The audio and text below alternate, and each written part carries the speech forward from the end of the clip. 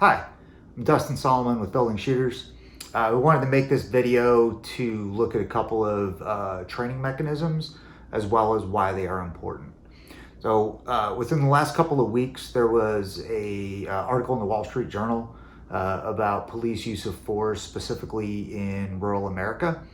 And they shared a video and highlighted and went over a specific incident in that article. And so we're going to share a lightly edited version of that video. We trimmed the ends and we aligned the audio to better match up with what happens in the video. Otherwise, the video hasn't been altered in any way. So we're going to look at that and then we will come back and talk about it. You all right?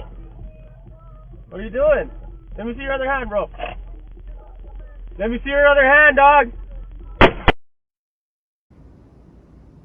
All right, now according to the article, basically what had happened here is there was a call received because somebody was walking alone down a rural road. The officer responded. You can see on the video kind of what transpired with those first 4 rounds being fired. And then there were an additional 18 rounds fired after the subject was on the ground. And regardless of kind of where anybody's at as far as justifications on use of force and such, there are 3 things that are absolutely true here. So the first is that a kid is dead. The second is that an officer has been charged with murder. And the third is that the agency is getting raked over the coals in the national news. And so everybody, I believe, could agree, regardless of where you sit on any side, that all 3 of these things would be better if they hadn't happened at all. And so from that perspective, we're going to look at a couple of training mechanisms on the range that we can do to not necessarily stop things like this from happening, but certainly to train people to address them and to mitigate it when they do happen. So what we're going to see in this range video, we've set something up where it is the range drills are designed as if the shooter is an officer, so who is making an approach and dealing with the subject. So if you're seeing a weapon, that's why the gun is coming out, right?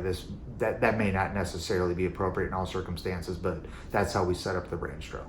So go ahead and look at that, and then we'll come back and briefly talk about some of those mechanisms.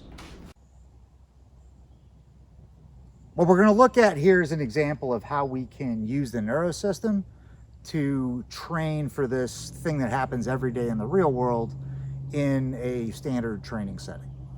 So I've got 3 NURO devices here set up into a single array. If you look down range, I've got 3 retroreflective panels because we're outdoors and we have direct sunlight that'll allow me to see the projections better.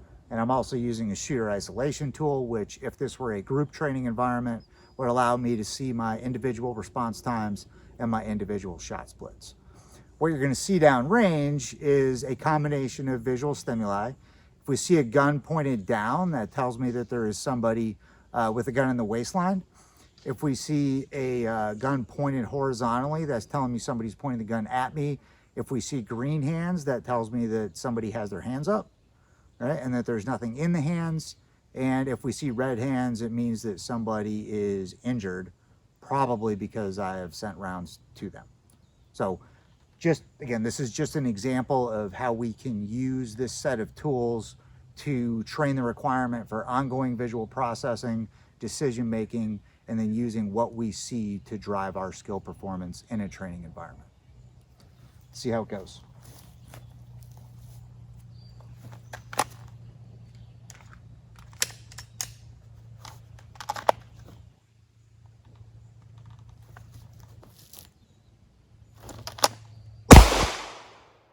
Back away! Hey, I'm gonna need a medic over here.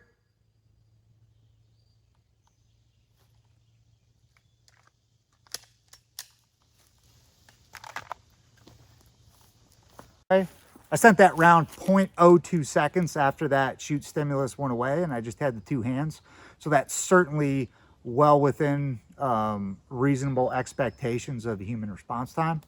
And I didn't continue sending rounds, which I probably would have been okay with maybe one more round, but maybe it's not something that I would have wanted to do if the person was genuinely not trying to present a threat to me.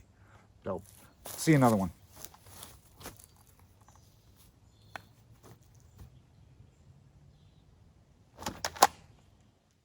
Get back! Move away! Get back! Get back!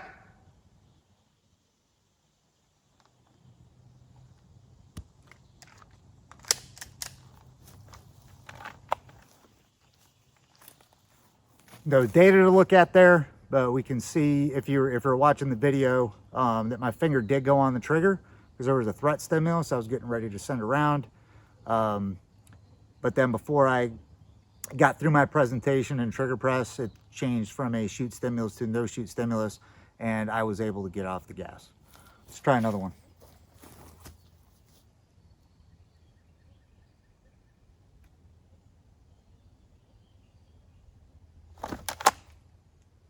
Get back! Move away! Get back! Get back!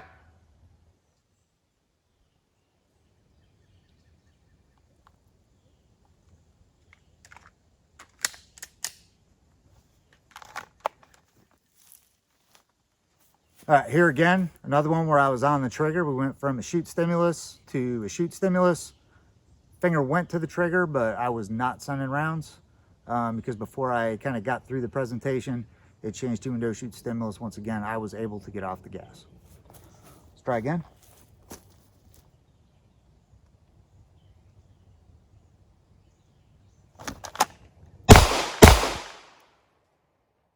Back away, get back.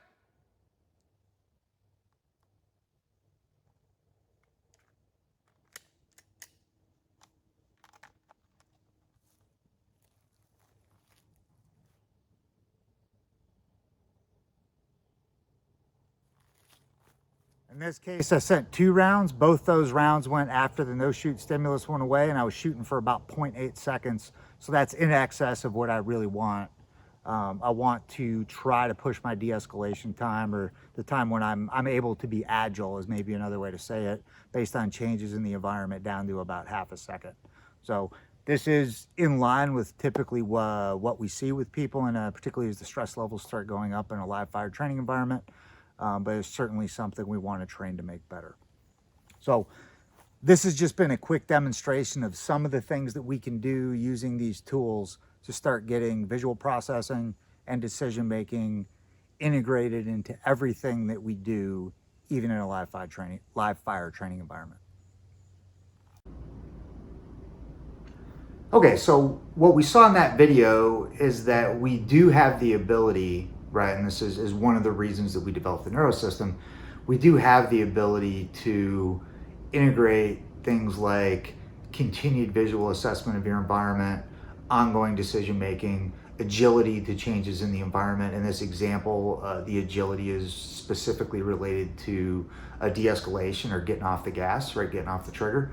But agility can also mean other things, right? Shifting to address a failure to stop and do an anatomical change in where you're sending rounds, addressing a different threat, dealing with changes in the environment, moving to cover. There's all kinds of things that can encompass agility. In this specific case, we're just looking at de-escalation. So we do have the ability to do those things and to work those brain processes, or the brain circuitry that is responsible for those processes, in live fire settings. And from a training standpoint, that's extremely important because we always want those processes to be a part of what we do with a gun in our hand. That's something that's traditionally been very difficult to do, but that NURO does give us the capability of doing at effectively any scale in any environment.